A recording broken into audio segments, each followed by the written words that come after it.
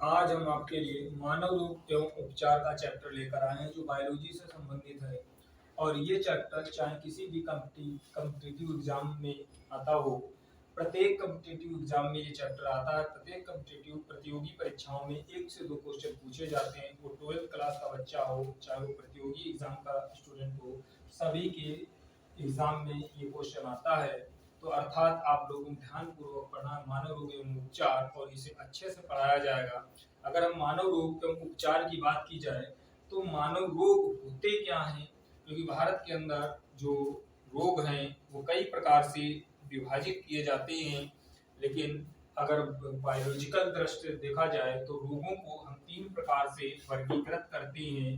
पहले जो रोग होते हैं वो होते हैं वायरस जनित रोग। दूसरे होते हैं या कहें पहली संक्रामक रोग कह सकते हैं, संक्रामक रोग। और दूसरे होते हैं असंक्रामक रोग। और तो तीसरे होते हैं आनुवांशिक रोग। यानी संक्रामक रोग क्या होते हैं? जो एक दूसरे से फैलते हैं और फैलने का माध्यम हवा होता है। हवा में उपस्थित ऑक्सीजन होती है। अगर आपने हवा हम अपनी श्वसन क्रिया में इसको ग्रहण करते हैं, उसी के माध्यम से संक्रामक रोग एक दूसरे से फैलते हैं। जैसे अगर बात करें टीबी की, तो टीबी एक ऐसा रोग है, तो संक्रामक रोग है। अब किसी व्यक्ति में टीबी थी, अब आप उसके पास बैठे थे, उसने खांसा और खांसने में उसके बैक्टीरिया जो थे कहाँ पहुंचे? हवा में पहुंचे। आपने सांस ली और उसी हवा के माध्यम से वो बैक्टीरिया आपके अंदर प्रवेश कर गए और उन बैक्टीरियों ने आपको क्या कर दिया? प्रभावित कर दिया। अर्थात आप भी क्या हो गए? टीबी से ग्रसित हो गए। असंक्रामक रोग उन्हें कहते हैं जो एक दूसरे के माध्यम से नहीं फैलते हैं, वही कहलाते हैं असंक्रामक रोग। अर्थात ये हवा के माध्यम से ये रोग नहीं फैलते हैं। जैसे अगर बात करें कैंसर की, अगर किसी व्यक्ति में कैंसर था तो आपके कैंसर नहीं हो सकता है। अगर बात करें गठिया जोड़ की, तो अगर किसी के गांठों में जोड़ है, आप उसके पास अगर बैठे भी हैं तो आप उसके अगर गांठ में दर्द हो रहा है तो आपके दर्द नहीं हो सकता। मतलब फैलने का माध्यम इसका हवा नहीं है, अर्थात एक दूसरे से नहीं फैलता है। अनुवांशिक रोग जो होते हैं वो पीढ़ी दर पीढ़ी क्या होते हैं? फैलते हैं। जैसे वर्दांता, अगर माता पिता वर्दांता से ग्रसित हैं तो निश्चित है 95% इसका अनुमान होता है कि उसके आने वाली जो पीढ़ी होगी वो भी क्या होगी? वर्दांता या हीमोफीलिया जैसे कह सकते हो, वो भी क्या होगी? ग्रसित होगी। तो हम मानव रोग को 3 प्रकार से विभाजित करते हैं। और इसमें से भी अगर हम बात करें संक्रामक रोगों की, तो संक्रामक रोगों को हम 5 प्रकार से क्लासिफिकेशन करते हैं। यानी 5 टाइप के क्या होते हैं? आपके संक्रामक रोग होते हैं। जैसे बात करें बैक्टीरिया की, तो पहले प्रकार की बात होगी बैक्टीरिया जनित रोग। बैक्टीरिया भी क्या होता है? संक्रामक रोग होता है। दूसरा होता है आपका वायरस जनित रोग, और तीसरा होता है प्रोटोजोआ जनित रोग, और चौथा होता है फफूंद जनित रोग, अर्थात जिसे कवक कहते हो। चौथा कहें तो कृमि जनित रोग। अब बैक्टीरिया जनित रोग कौन होते हैं? तो बैक्टीरिया जनित की अगर रोगों की बात की जाए, जैसे प्लेग है, जैसे हैजा है, जैसे टीबी है, जैसे आपका टिटनस है, जैसे टाइफाइड है। अब क्या हुआ कि अब आपको टाइफाइड है। अब टाइफाइड है, पहले हम बता चुके संक्रामक रोग हवा के माध्यम से एक दूसरे से फैलते हैं। अब इसमें हमने आपको बताया टीबी, तो टीबी जो होती है वो बैक्टीरिया से फैलती है। और दूसरा है वायरस।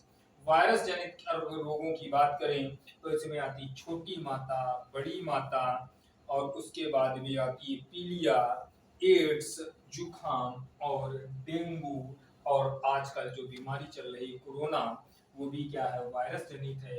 अगर प्रोटोजोआ जनित बीमारियों की बात की जाए तो जैसे मलेरिया, मलेरिया जो होती है, जो मादा एनाफिलीज मच्छर की काटने से होती है, वो प्रोटोजोआ जनित बीमारी होता है। जब मच्छर मलेरिया जो मच्छर होता है, मलेरिया यानी जो बीमारी होता है, वो मादा जब एनाफिलीज मच्छर काटता है, जब वो अपनी स्पाइरोजोट अवस्था में होता है, तभी आपको मलेरिया होगा, वरना तो आपको दिनामान यानी फुल डे क्या काटता है, मच्छर काटता है, लेकिन मलेरिया नहीं होता है। लेकिन स्पाइरोजोट अवस्था में जब मच्छर होगा तभी आपको काटेगा, वो भी रात में नहीं काटेगा, आपको दिन में काटेगा, तभी क्या होगा, मलेरिया होगा। अर्थात कहें, अब प्रोटोजोआ जनित पहला रोग हो गया मलेरिया, दूसरा हो गया आपका ल्यूकोरिया, तीसरा हो गया सोने की निद्रा, और अगर चौथे की बात की जाए तो अफ्रीकन निद्रा हो गया, अमीबिया, पेचिस हो गया, जो पेचिस आती है वो भी आपको प्रोटोजोआ जनित होता है। फफूंद फफूंद जनित अर्थात कवक जनित जो रोग होते हैं, जैसे दाद, खाज, खुजली, दमा, ये सभी फफूंद जनित रोग होते हैं। कृमि की अगर बात की जाए, जैसे एक इसमें इंपॉर्टेंट रोग होता है जिसमें हाथी पांव या बाला या नारू जो रोग होता है, वो कृमि जनित रोग होता है। और उसके बाद असंक्रामक और आनुवांशिक रोग आपको हम बता चुके कौन कौन से होते हैं। तो सबसे पहले जो हम आज शुरू करेंगे, तो वो शुरू करेंगे अनुवांशिक रोग, क्योंकि संक्रामक और असंक्रामक रोग 40 से 45 रोग आप पढ़ोगे। किसी भी एग्जाम की अगर तैयारी कर रहे हो तो निश्चित ही इनसे आने वाले क्वेश्चन आपके नहीं छूटेंगे। अनुवांशिक रोगों में एक रोग होता है सिंड्रोम, और पहले नंबर में आप किस रोग को पढ़ोगे, सिंड्रोम। और सिंड्रोम क्या बताया कि जब गुणसूत्रों में तब्दीली हो जाए, गुणसूत्रों में जब परिवर्तन हो जाए और उनसे जो रोग होता है वही क्या होता है, सिंड्रोम कहलाते हैं। अर्थात इसमें किसकी कमी होती है, वो उस बच्चे की कमी नहीं होती है, इसमें कमी होती है तो माता पिता की कमी होती है। अर्थात टाइटल डालिएगा आप सिंड्रोम। अब सिंड्रोम हम पहले शुरू करेंगे कौन से रोग, अनुवांशिक रोग। और अनुवांशिक रोगों में कौन से रोग स्टार्ट करेंगे, तो सिंड्रोम। अब देखिए सिंड्रोम जानते हो किसमें, गुणसूत्रों में तब्दीली होने से ये बीमारी होती है, कौन सी, तो सिंड्रोम। अब सिंड्रोम में कई प्रकार की बीमारियां होती हैं, और अर्थात अगर हम देखें तो सिंड्रोम का मीनिंग है कि जो पीढ़ी दर पीढ़ी, पीढ़ी दर पीढ़ी, इसमें क्या होता, पीढ़ी दर पीढ़ी इसमें बीमारी होती है। अब हमारे अंदर कितने प्रकार के गुणसूत्र होते हैं, यानी गुणसूत्रों की संख्या मानव के अंदर 44 प्लस एक्स वाई और अथवा 44 प्लस एक्स एक्स होता है। अगर 44 प्लस एक्स वाई है तो निश्चित है वो क्या होगा, लड़का होगा, और 44 प्लस एक्स एक्स है तो लड़की होगी। तो अर्थात अगर गुणसूत्रों में तब्दीली हुई, और अर्थात 44, 45 और 46, यहाँ भी 46 है, यहाँ भी कितना है, 46 है।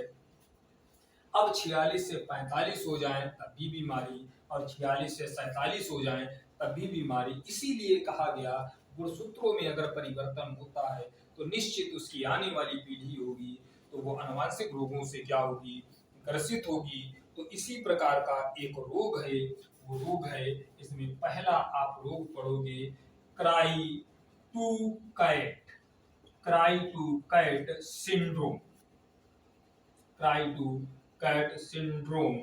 अब क्राई टू कैट सिंड्रोम है तो इसका मतलब है, क्राई का मीनिंग होता है चिल्लाना, और कैट का मतलब होता है बिल्ली।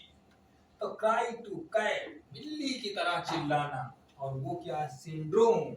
और सिंड्रोम का मीनिंग क्या है, गुणसूत्रों में परिवर्तन। गुणसूत्रों में परिवर्तन, तो किस गुणसूत्र में परिवर्तन, यही जानना है। यानी बिल्ली की तरह चिल्लाना, और चिल्लाएगा तो कैसे चिल्लाएगा, इसी चीज को इस सिंड्रोम में आपको पढ़ना है। तो टाइटल डाल दीजिए, पहला रोग है क्राई टू कैट।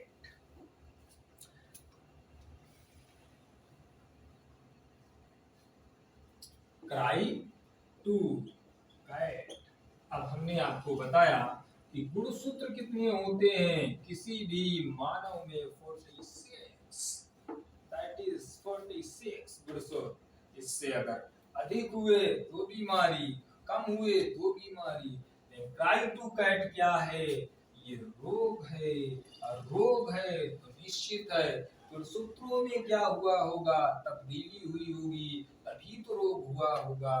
तो इसमें क्या होता है, मान लो हम लोग सपोज कर लेते हैं ये गुणसूत्र इस प्रकार से हैं, इस प्रकार से, इस प्रकार से, और अगर इस प्रकार से 46 गुणसूत्र हैं तो क्राई टू कैट तब बीमारी होती है जब इसके पांचवें गुणसूत्र में, मान लो ये पांचवा गुणसूत्र इस प्रकार था, और जब इसके पांचवें गुणसूत्र से कुछ भाग क्या होगा, विलुप्त हो जाएगा। मान लो इतना भाग क्या हो गया, गायब हो गया, विलुप्त हो गया। तो गुणसूत्रों की संख्या कितनी रह गई, या तो 45 रह गई, या 45 सही 1/2 रह गई। तो इसका मीनिंग क्या हुआ, इसका अर्थ क्या हुआ कि जब इस बच्चे का जन्म होगा तो वो बच्चा जो होगा, तो इस बच्चे का जिस समय जन्म होगा तो इसका रोने की आवाज जो आएगी वो बिल्ली के बच्चे जैसी आएगी, और इसका जो मुख होगा वो भी बिल्ली के बच्चे जैसा होगा। अर्थात ये माथा निकला होगा, ये थोड़ी निकली होगी, ये मुख अंदर की ओर होगा, लेकिन और जब रोएगा तो बिल्ली के बच्चे जैसा रोएगा, लेकिन इसका जो मुख होगा वो चांद सा मुखड़ा होगा, चांद सा मुखड़ा होगा, यानी बहुत ही सुंदर होगा। लेकिन क्या होगा, देखने में वो बिल्ली का जैसा होगा, रोने की आवाज बिल्ली जैसी होगी, लेकिन चांद सा उसका मुखड़ा होगा। तो किस गुणसूत्र में तब्दीली होने से रोने की आवाज बिल्ली जैसी आती है, तो पांचवें गुणसूत्र में तब्दीली होने से बच्चे की रोने की आवाज कैसी आती है, बिल्ली के जैसे बच्चों की तरह आती है। तो यही आपको याद रखना है। अब अगला हम सिंड्रोम लेते हैं। अगला सिंड्रोम है वो आपको ध्यान से पढ़ना है, वो है आपका डाउन सिंड्रोम। डाउन सिंड्रोम, और डाउन सिंड्रोम क्या होता है, तो डाउन सिंड्रोम का मीनिंग यह है कि इसी को डाउन सिंड्रोम को बोलते हैं, अगर हम बायोलॉजिकल देखें तो इसे बोलते हैं मंगोलिज्म। अब मंगोलिज्म क्या होता है, हमने क्या आपको बताया, गुणसूत्रों में तब्दीली होने से सिंड्रोम रोग होते हैं, और इन्हीं के कारण क्या होता है कि बच्चा जो होता है, जो जन्म लेता है, तो उसके जीवन में परिवर्तन आते हैं। तो डाउन सिंड्रोम है 21वें गुणसूत्र में एकाधिक गुणसूत्र की क्या हो जाती है, वृद्धि हो जाती है। अर्थात गुणसूत्रों की संख्या कितनी हो जाती है, तो गुणसूत्रों की संख्या 47 हो जाती है। अब गुणसूत्र होने कितने चाहिए थे, 47, लेकिन हो कितने गए, 46, लेकिन हो कितने गए, 47। और जब इस अवस्था में 21वें गुणसूत्र में एक का अधिक गुणसूत्रों की संख्या बढ़ जाती है, तब ऐसा बच्चा जब जन्म लेता है तो वो मंद बुद्धि का होगा, मंद बुद्धि का होगा, उसका मुख खुला होगा। और दूसरी अगर इसकी बात की जाए, मुख खुला होगा, मंद बुद्धि का होगा, गांव में नंग धड़ंग घूमता होगा, नंग धड़ंग घूमता होगा, चेहरे मतलब मुख से लार टपकती होगी। इस तरीके से जो बच्चे होंगे वो क्या किससे ग्रसित होंगे, डाउन सिंड्रोम से। तीसरी अगर बात की जाए, उसकी उंगलियां जो होंगी वो खड़ी होंगी, और और खड़ी कैसी होंगी, तो जैसे आपने देखा खूंटा होता है उस तरीके से उसकी उंगलियां खुली होंगी। तो ये बच्चे जो होंगे वो डाउन सिंड्रोम नामक बीमारी से ग्रसित होंगे, क्योंकि यह आनुवंशिक बीमारी है, माता पिता से बच्चों में जाने वाली बीमारी है। तो ये था डाउन सिंड्रोम का दूसरी बीमारी। अब हम बात करते हैं तीसरी बीमारी की। तीसरी बीमारी होती एडवर्ड सिंड्रोम। अब अगर एडवर्ड सिंड्रोम की बात होती है, एडवर्ड सिंड्रोम। अब एडवर्ड सिंड्रोम क्या होता है, आप अपने आसपास अपने पड़ोसी किसी को देख सकते हो, इन बीमारियों से कौन ग्रसित है।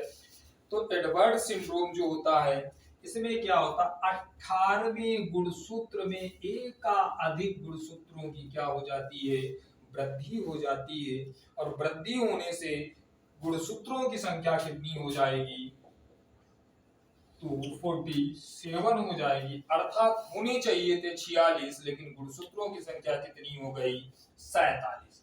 जब 18वें गुणसूत्र में वृद्धि हो गई, तब जब बच्चा जन्म लेगा, तो जन्म लेने के बाद में बच्चे का मुंह जो होगा वो खुला होगा। और जब खुला होगा तो इसका मतलब उसका मुंह कैसा होगा, छोटा होगा। यानी गोलगप्पे खाने में उसे समस्या आएगी, वो कभी भी गोलगप्पे नहीं खा सकता है। अर्थात वो अपनी, क्योंकि 18वें गुणसूत्रों में उसकी क्या होगी, एकाधिक गुणसूत्रों की वृद्धि होने से उसमें क्या हुआ, मुख उसका छोटा हो जाएगा। अर्थात लड्डू रसगुल्ले खाने में उसे दिक्कत आएगी। तो वो किससे ग्रसित होगा, तो एडवर्ड सिंड्रोम से। और इसी बीमारी को कहते हैं दूसरे नाम से, वो माइक्रोगनेथा नामक सिंड्रोम से क्या होगा, ग्रसित होगा।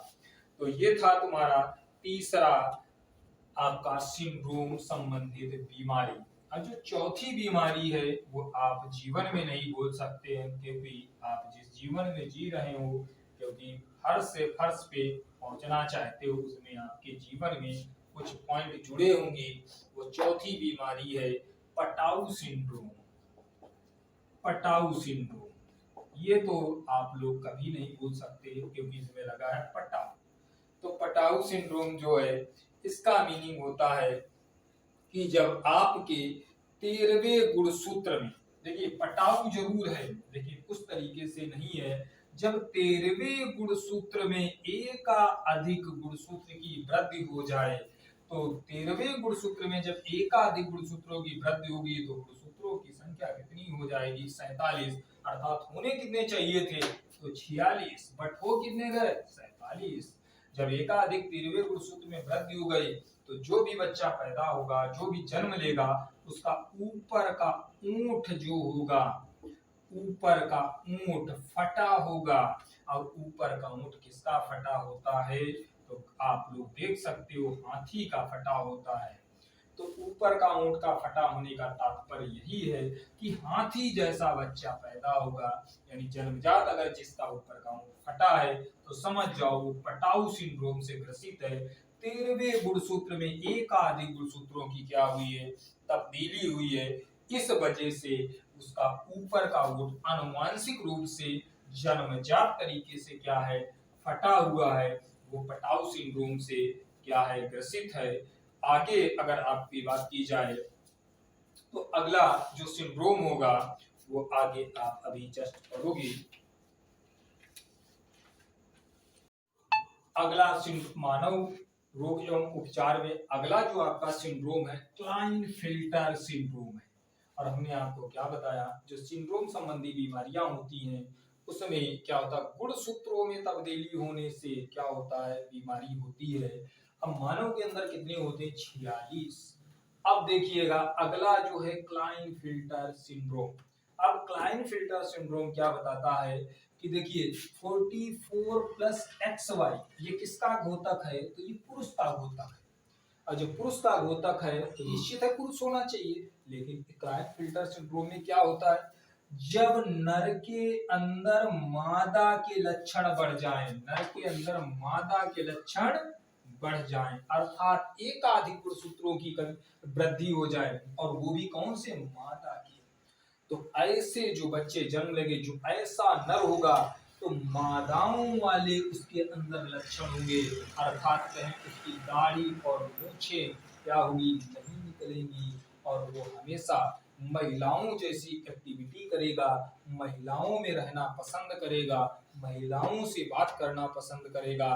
तो उस रोग कहते हैं क्लाइनफेल्टर सिंड्रोम। तो क्लाइनफेल्टर सिंड्रोम में क्या होता है कि जब नर के अंदर मादा के लक्षण बढ़ जाएं, तो वही रोग कहलाता है क्लाइनफेल्टर सिंड्रोम। अब अगला आपका सिंड्रोम है टर्नर सिंड्रोम। अब टर्नर सिंड्रोम है, अब इसका मीनिंग है कितने होने चाहिए आपके जो क्रोमोसोम है वो होने चाहिए आपके 46, लेकिन इसमें क्या होता है, इसमें 44 प्लस XX0 की घटना होती है कि महिला के अंदर अर्थात मादा के अंदर क्या होता है, एक गुणसूत्र की कमी हो जाती है, होने चाहिए 46 पर वो कितने जाते हैं, 45। यानी इसमें क्या होता है, 45। जब किसी महिला के अंदर 46 के बजाय 45 गुणसूत्र होते हैं, तो वो महिला टर्नर सिंड्रोम से ग्रसित होती है। ऐसी महिलाओं के अंदर जो बीमारी आती है वो होती है, अर्थात कहें तो MC पीरियड उनका नहीं आता है, और जब MC पीरियड नहीं आएगा तो कम उम्र में उन्हें हृदय संबंधी बीमारी हो जाएंगी, और जब हृदय संबंधी बीमारी हो जाएंगी तो निश्चित है कम उम्र में उनकी क्या हो जाएगी, मौत हो जाएगी। तो ऐसी महिलाएं किस रोग से ग्रसित होंगी, तो वो होंगी टर्नर सिंड्रोम ग्रसित होंगी। तो आपको अगला सिंड्रोम कौन हो गया, टर्नर सिंड्रोम। अब है सुपर, सुपर वो भी कौन सी, फीमेल, यहाँ क्या सुपर मेल, और मेल भी कैसा, मेलों में भी सुपर मेल, अर्थात अब आपको सुपर पढ़ना है, सुप्रीम का पढ़ना है। तो अब सुप्रीम का मतलब है, जब पहले इसके रफ करते हैं उसके बाद आगे समझिएगा आप लोग ध्यान से। तो पहला है सुपर फीमेल, सुपर फीमेल में 44 प्लस XX प्लस X, अगला बताया आप लोगों को super male, sorry super male, इसमें 44 प्लस XY प्लस Y। अब आप समझिए सुपर फीमेल का मतलब होता है, जब सुपर फीमेल होता है, यहाँ क्या लिखा देखिए कि XX किसका घोतक है, तो XX घोतक है फीमेल का, तो इसका मतलब 44 प्लस XX का मतलब क्या हुआ, 46 होना चाहिए किसी फीमेल के लिए, बट एकाधिक गुणसूत्र की क्या हो गई, वृद्धि हो गई। जब एकाधिक गुणसूत्र की वृद्धि हो गई तो महिला के अंदर महिला का एकाधिक गुणसूत्रों की वृद्धि हो गई, तो ऐसी महिला कहलाती है सुपर फीमेल, अर्थात 46 के बजाय गुणसूत्रों की संख्या कितनी हो गई, 47। और जब किसी महिला के अंदर गुणसूत्रों की संख्या 47 हो जाएगी तो ऐसी महिलाएं झगड़ालू प्रवृत्ति की होंगी और अपराधी प्रवृत्ति की होंगी, भंडाफोड़ होंगी, लड़ाकू प्रवृत्ति की होंगी, असामान्य से अधिक लंबी होंगी, और इसी बीमारी को कहते हैं सुपर फीमेल। अब सुपर मेल है, सुपर मेल में देखिए होना चाहिए 46, बट यहाँ Y गुणसूत्र किसका घोतक है, पुरुष का, तो इसका मतलब मेल के अंदर मेल का ही ये गुणसूत्र बढ़ गया, तो होने चाहिए थे 46, बट हो कितने गए, 47। और जब 47 गुणसूत्र हो गए तो जब ये पुरुष, जब ये नर जन्म लेगा तो इसको किसी भी संस्कृति में, किसी भी समाज में, कितने भी अच्छे स्कूल में आप पढ़ा लीजिए, लेकिन उसका नेचुरली अनुवांशिक उसके अंदर बीमारी उत्पन्न हो चुकी है। तो ऐसा जो पुरुष होगा वो घुंघरीले बालों वाला होगा, घुंघरीले बालों वाला होगा, अपराधी प्रवृत्ति का होगा, झगड़ालू होगा, अपराधी प्रवृत्ति का होगा, घुंघरीले बालों वाला होगा, झगड़ालू प्रवृत्ति का होगा। तो ये सारी कंडीशन किसकी है? तो ये है तुम्हारे सुपर मेल का। और चौथा अगर बात करें तो असामान्य, वो क्या होगा? लंबा होगा। यानी कह सकते हो कि एक जो सामान्य पुरुष होता है उससे लंबा होगा, और घुंघरीले बालों वाला होगा, अपराधी प्रवृत्ति वाला होगा, झगड़ालू होगा, चोर होगा, डाकू होगा। तो वो का क्या कहलाएगा? सुपर मेल कहलाएगा। कितने भी समाज में अच्छे में उसकी परवरिश कर लीजिए, क्योंकि उसके अंतर्गत माता पिता के उसके गुणसूत्र गए हैं, इस वजह से उसकी कंडीशन इस प्रकार हुई है। अर्थात सुपर मेल या सिंड्रोम नामक उस रोग से ग्रसित है। अगर आपको हमारा आज की क्लास अच्छी लगी है, समझ में आई है, तो लाइक करें, शेयर करें। धन्यवाद।